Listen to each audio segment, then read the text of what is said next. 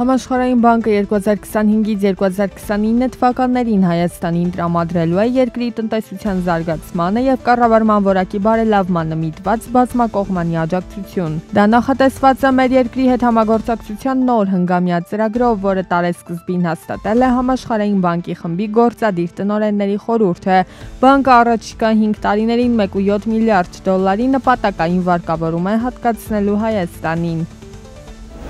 Կառավարությունն այս տարի եւս իր վրա կվերցնի գյուղտնտեսությունների ապահովագրության ռիսկերի մեղման զգալի մասը։ Եթե վնասաբերությունը գերազանցի ապահովագրական ընկերությունների կողմից հավաքագրված ապահովագրավճարի 200%-ը, ապա կառավարությունն այդ բեռի լրացուցիչ մասը կվերցնի իր վրա։ Մասնավորապես նախկինում ապահովագրավճարի 50-ից 60%-ն էր փոխհատուցվում, հիմա էկոնոմիկայի նախարարությունն առաջարկում է 70-ից 80% սուբսիդավորում։ Տարածքային կառավարման եւ ենթակառուցվածքների նախարարությունում քննարկվել է համայնքներից ստացված 64 սուբվենցիոն փաթեթ 25.6 միլիարդ դրամ ընդհանուր արժեքով, որից 13.2 միլիարդ դրամը պետական բյուջեի համաֆինանսավորումն է։ Քննարկման արդյունքներով 32 ծրագիր հավանության է արժանացել շուրջ 8.86 միլիարդ դրամ ընդհանուր արժեքով, 28 ծրագրի քննարկումը հետաձգվել է, 4 ծրագիր մերժվել է։ 2025-ի հունվարի դրությամբ բազմաբնակարան շենքերի բնակարանների առուվաճառքի գործարքների թիվը ըստ ՀՀ մարզերի եւ Երևան քաղաքի կազմել է 1028։ Հունվարին Երևանում իրականացվել է 772 առուվաճառքի գործարք, որը կազմում է գործարքների 75.1%-ը։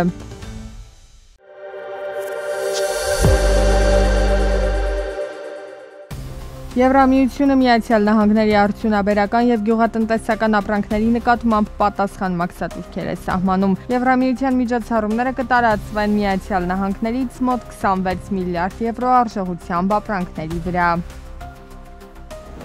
Իրանը հաստատել է ԵԱՏՄ-ի հետ ազատ առևտրի գոտու մասին համաձայնագիրը, ավելի վաղ Իրանի խորհրդարանը վավերացրել էր համաձայնագիրը, ինչից հետո պայմանագիրն ուղարկվել էր Սահմանադրության պահապանների խորհրդի հաստատմանը։ Գերատեսչությունից էլ հայտնել էին պայմանագրի հաստատման մասին, նշելով, որ այն չի հակասում Սահմանադրությանը։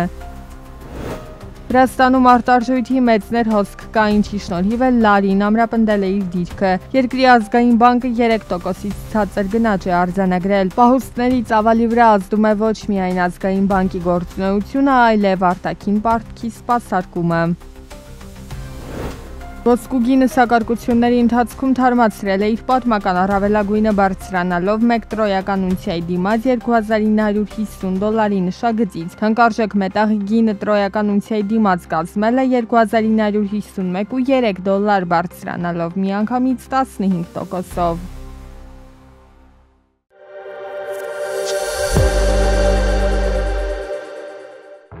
Գրեթե 8 տարի տևած բանակցությունները տվեցին իրենց արդյունքը։ Մարտի 16-ից Հայաստանը պաշտոնապես իրավունք ունի սկսել բարձրորակ ջրային կուլտուրաների, թեփուկավոր ձկների եւ դրանց արտադրանքի, խավիարի եւ ձկնկիթի արտահանումը Եվրոպական միության երկրներ։ Հայ ձկնաբույծների ու Եվրամիության միջև այսպես ասած միջնորդը սննդի անվտանգության տեսչական մարմինն է։ Իրանք տալիս են նախնական թույլտվության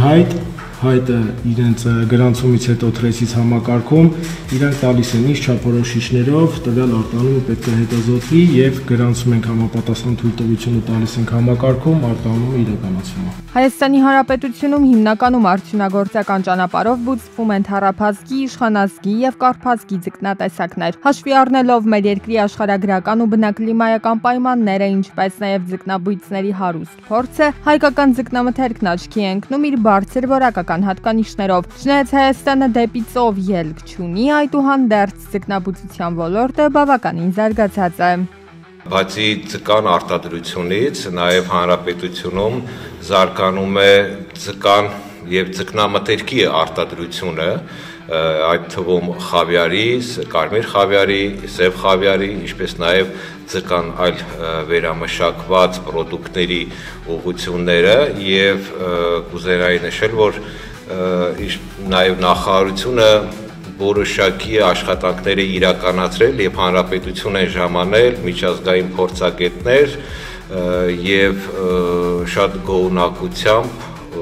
որակի, ձկան եւ ձկնամթերքի որակի առումով շատ գոհունակություն են հայտնել։ 2024 թվականին մեր երկրում արտադրվել է 27000 տոննա ձուկ եւ ձկնամթերք, 2023-ի համեմատ այս թիվը աճել է 4-ից 5%-ով։ Արտադրության համար պատասխանատու գերատեսչություններն ակնկալում են, որ առաջիկայում այս թիվը կավելանա, նպաստելով նոր աշխատատեղերի ստեղծմանն ու արտահանման ծավալների մեծացմանը։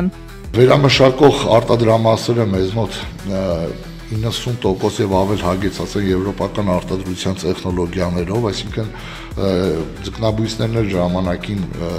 գիտակցել են, որ քայլեր պետք է կատարվի նաեւ այլ շուկաներ, այսպես ասած, նվաճելու հետ կապված եւ սեփական ուժերով, միջոցներով, այդ թվում նաեւ պետական աջակցության ծրագրերով, երբ որ վերակառուցել, վերազինել են իրենց արտադրամասերը, փորձել են հենց այնպես կառուցել, որպեսզի